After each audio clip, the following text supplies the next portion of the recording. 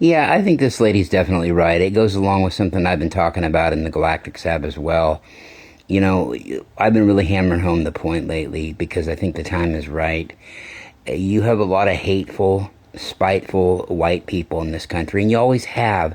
For some reason, they're sad. They feel like they lost out on something, which I don't understand because it was never theirs to begin with. You know, they're still stuck in this Civil War mentality, like they were wronged out of something, and I don't understand that. You know, these same kind of thinking people were around during the civil rights movement. And, oh, they were afraid. Their first thought was they were afraid of, well, we don't want to lose any of our rights. You know, instead of looking at it like a minority group was gaining rights and some freedoms that they hadn't had before, they were worried they were going to lose their freedoms, which is ridiculous. But when in reality, why wouldn't they have deserved to? You know what I mean? It's ridiculous.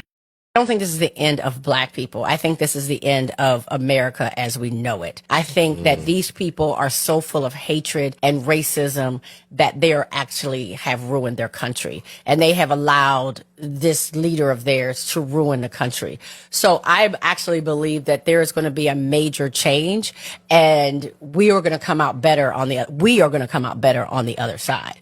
They are going to suffer more than we are going to suffer, believe it or not. Because one thing is that we are people that are resilient and are used to resisting and are in some ways sadly prepared for the struggle. Yeah. And you have these white folks not at all prepared to struggle. They're not even aware of how they've ruined things. They really are so on this fantasy about like the Civil War, a war which they lost, and they're going to lose again. But it's like a fantasy of we're going to wipe all of you out and we're going to take our country back. And the country can't function with them anyway. Their consciousness level is low, like a lot of starseeds that like Trump, who won't be ascending, by the way. Probably by design, racism. In light of the Supreme Court's ruling this week, which essentially gutted the Voting Rights Act of 1965, I knew this had to be my next topic. Growing up white in the Midwest in the 70s and 80s in a Mormon Republican household and a mixed race community, I internalized some positive but mostly problematic messages about race and racism. I heard my not Mormon grandpa use the N-word, but I knew instinctively, as children do, that that was wrong. I was taught that racism was bad, but also that racism was something America had overcome in the past. My parents had me watch the TV miniseries Roots, so I understood as much as a young white child could how wrong slavery was. But again, it was something that happened a long time ago, and whatever racism still existed was mostly taken care of by the civil rights movement.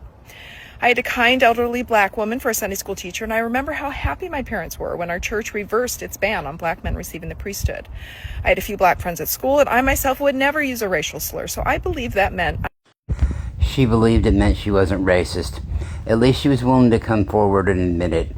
Now, speaking of a bigot, now a lot of starseeds like this bigot here, right here, this pedophile leader here. But the joy of the Lord withstands all.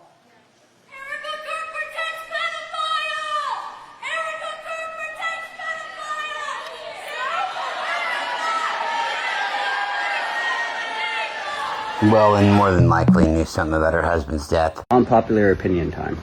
With what's going on in Albania, I've been getting a lot of comments from people outside the country, even people in the country saying, why aren't the people of the U.S. protesting like Albania? Why aren't they fighting back like Albania?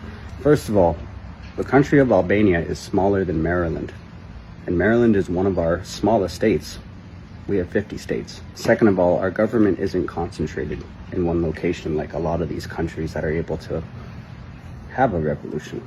They're spread out, and they're protected. Our military, National Guard, regardless of what you think, they're not going to side with the people.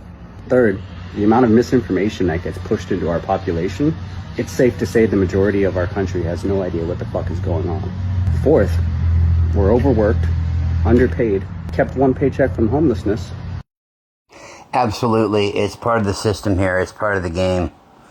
And I feel for these motherfuckers that thought somebody was going to come in and just change things, like voting for Trump. I really feel for these dumb fucking starseeds that never gave two thoughts to voting. They thought a Republican, of all people, was going to come in and change shit. I told them better. Now they're going to have to pay the price. They're going to have to pay dearly for it. And the sad news is they pissed on humanity. And these are American starseeds I'm talking about, mainly white American starseeds that supported Trump at all. We know who they are, believe me. Oh, we know who they are.